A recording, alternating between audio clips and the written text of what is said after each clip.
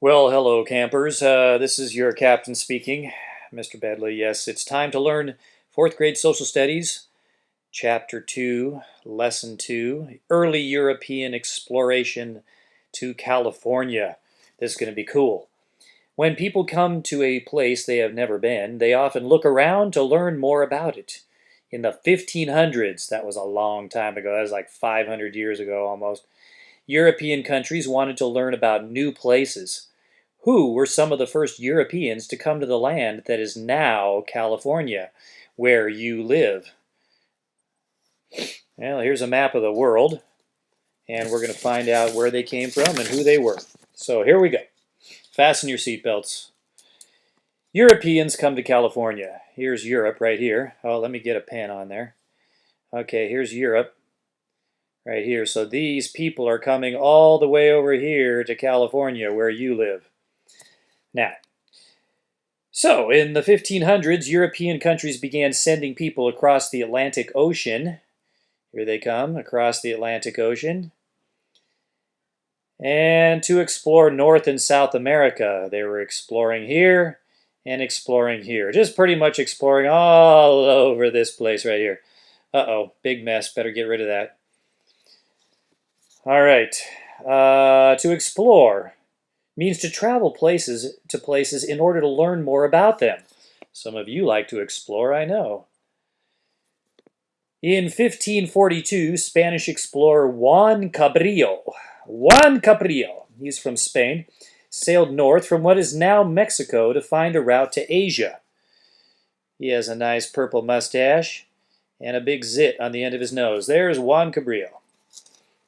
So here he is. He came there. Here's what's now Mexico here. He came from Spain. This is Spain over here in Europe. Came across the Atlantic Ocean. He came up the coast from what is now Mexico and did some exploring up in here where it's California now. All right. He sailed from that up to find a route to Asia. He's trying to figure out a way to get back over to Asia, which is over here. Asia is this big continent right there. Alrighty. He explored present-day San Diego, Cape San Martin, and San Miguel. Sailors, soldiers, and enslaved Africans went with him as he sailed up here and explored all these different areas. The Spanish named this area Alta California. You can see it says Alta California right there. The Spanish called this whole giant area, which is now the southwest United States, they called it Alta California, meaning Upper California. They often just called it California, like what we call it today. But we don't call all this stuff over here California. We only call the part right here where we live California.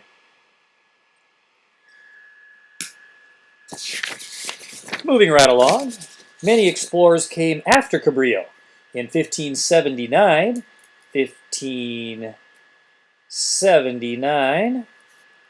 English explorer, English explorer Sir Francis Drake sailed north along California's coast. Here's Sir Francis Drake also.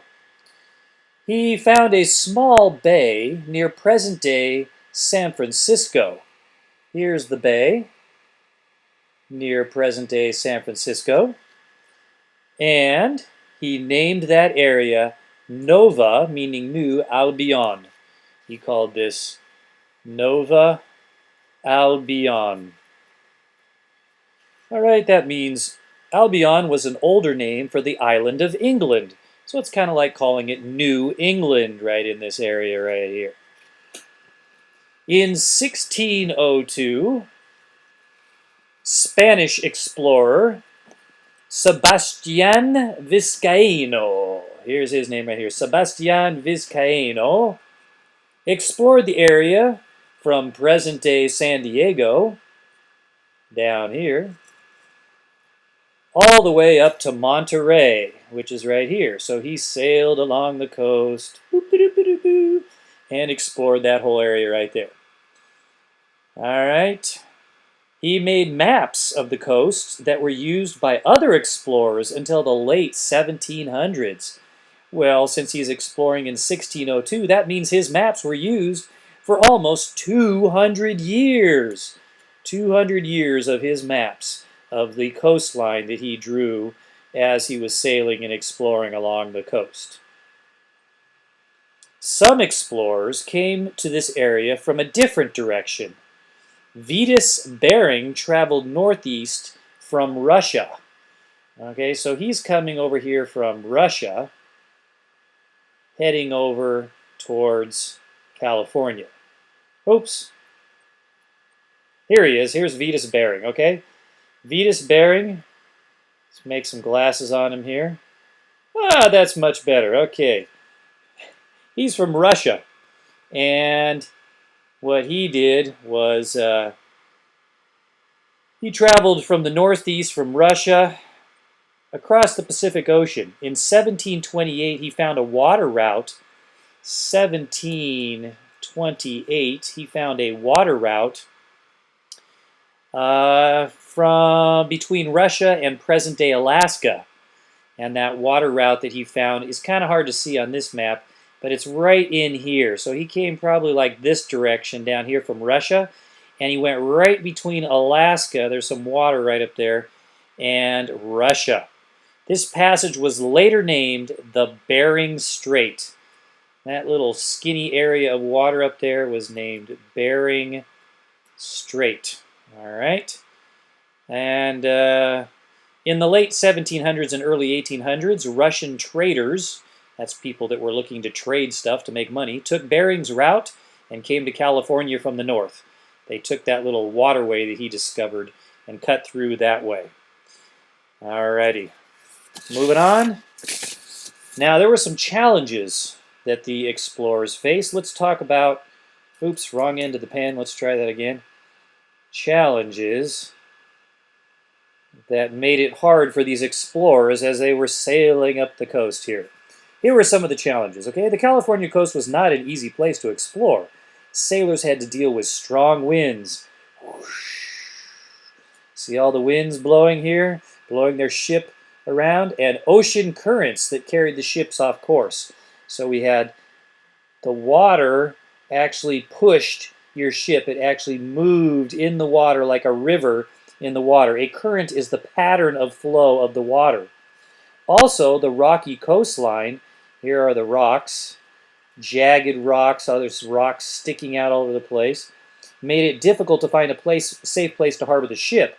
You know, if you try to pull it, let me get all this mess off of here. If you try to pull your ship into this harbor and there's a bunch of rocks in the water, it's going to break up your ship.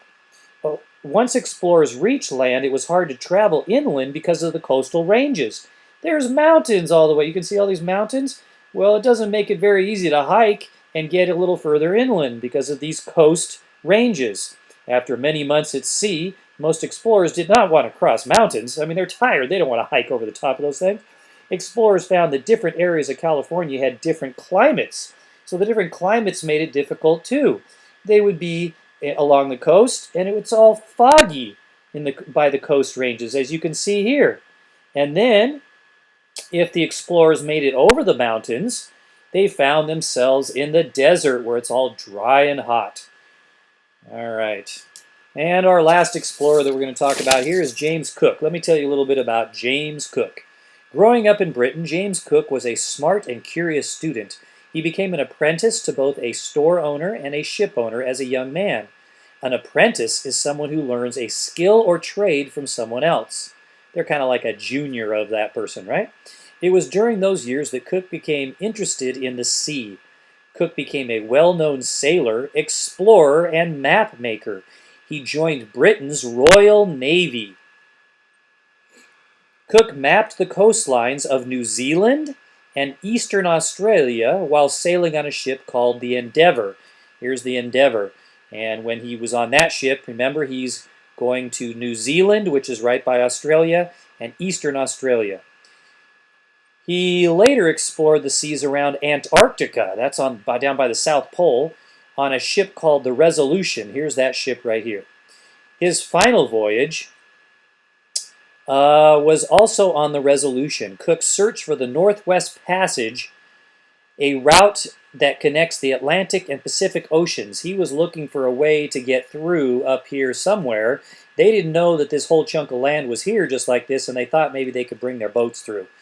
A route that connects the Atlantic Pacific. He never found this route, but his travels led him to explore, so he's bipping along here and he's exploring the west coast of North America from northern California to the Bering Strait. He went all the way from northern California right up here to the Bering Strait, which is right up there by Alaska. So he keeps bopping in here looking for a way to get through, and he never found one. All right, now it's quiz time. All right, did you learn what you're supposed to? If that was too fast for you, go back and watch the video again before you do this quiz, because I want to see if you can get all these questions right. Our first question, in 1579, I sailed north along California's coast. I found a small bay and named the area Nova Albion. This is now San Francisco. Who am I? Can you think who it is? Think, think, think. You might need to pause the video before I show you the answer. The answer is Sir Francis Drake. All right, our next question. In 1602, I explored the area from present-day San Diego to present-day Monterey, just south of San Francisco. I made maps of the coast that were used by other explorers. I was from Spain. Who am I? And again, if these are too hard for you, go back and watch the video before you try the quiz. Pause the video if you need to think about it for a second. See if you can name who it is before I show you. The answer is Sebastian Vizcaíno. Did you get it right? Hopefully you did. Okay, our next question. In 1542, I sailed north from what is now Mexico to find a route to Asia.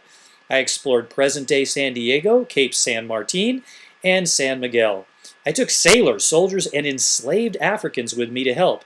I'm from Spain. Who am I? Pause the video while you're thinking, because I'm about to show the answer. It's Juan Cabrillo. And our next question. I was a well-known sailor, explorer, and map maker. I was in Britain's Royal Navy. I explored New Zealand, Australia, and Antarctica. I explored the west coast of North America to the Bering Strait. Who am I? Pause the video if you need some time to think, because here's the answer. I am Captain James Cook. And in 1728, I traveled from Russia, across the Pacific Ocean. They named the waterway between Russia and present-day Alaska after me. Who am I? The answer is Vitas Bering. All right, what are the 5 challenges of the California explorers? I went through those when I showed you the picture of the coastline, and here come the answers. First, I'm going to give you some hints. Go back and watch the video if this is too hard for you. Here are your hints. 5 things are right here. Pause the video and think about those answers. I'm about to show them, so pause it and see if you can name all of them before I give you the answers, okay? The answers are strong winds, blowing the ships, ocean currents, that's in the water, rocky coastline, rocks where the boats are going to bump into it, coast ranges, big mountains that they didn't feel like climbing over, and the climate. We had some fog next to the coast, and deserts. That's a cactus plant. You like that? Out there in the, once they're across the mountains.